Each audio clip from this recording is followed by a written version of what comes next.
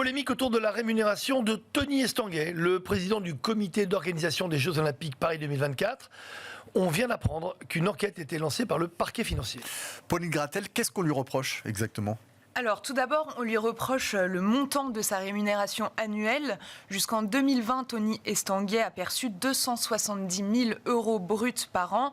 Ce sont les chiffres que le comité d'organisation des Jeux Olympiques et Paralympiques, le COJOP, a rendu public en 2018. Ce montant a été décidé sur proposition d'un comité des rémunérations composé d'experts indépendants chargés de s'assurer de la pertinence de la politique de rémunération, explique le comité.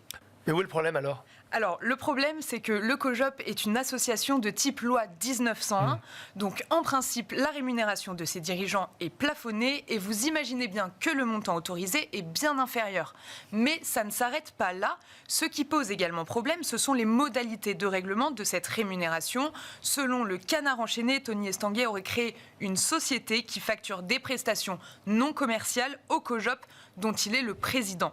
Ce qui pose une question sur le contrôle de la réalité et la qualité des prestations effectuées par la société d'Estanguet, écrivait le journal en octobre dernier. Ça avait d'ailleurs déjà interpellé en 2021 l'agence française anticorruption qui a souligné dans 2 rapports des risques d'atteinte à la probité et de conflit d'intérêts dans l'organisation des Jeux. Et que répond dans ce cas-là le COJOP ? Alors le COJOP il répond qu'il est étonné par l'ouverture de l'enquête et que le plafonnement de la rémunération des dirigeants d'associations ne s'applique pas dans son cas. Le COJOP explique au journal Le Monde que le comité poursuit un but d'intérêt général, mais n'a pas une gestion désintéressée au sens fiscal du terme, notamment parce qu'elle est financée en quasi-totalité par des revenus commerciaux.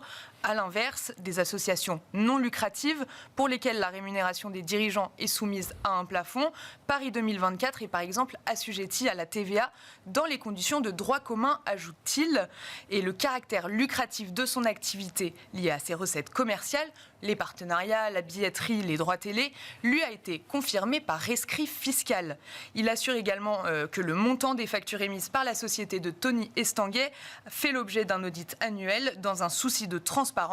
Bref, que tout ça est clean. Et quelles vont être les conséquences de cette affaire ? Alors, c'est difficile à dire. L'enquête a été confiée à la brigade de répression de la délinquance économique au sein de la police judiciaire parisienne et ça va sans doute prendre un certain temps.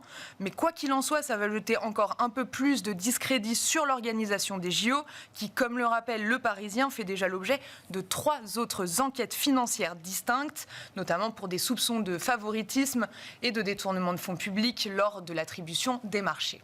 Pauline Gratel, c'était clair. Merci. Merci beaucoup. Merci Pauline.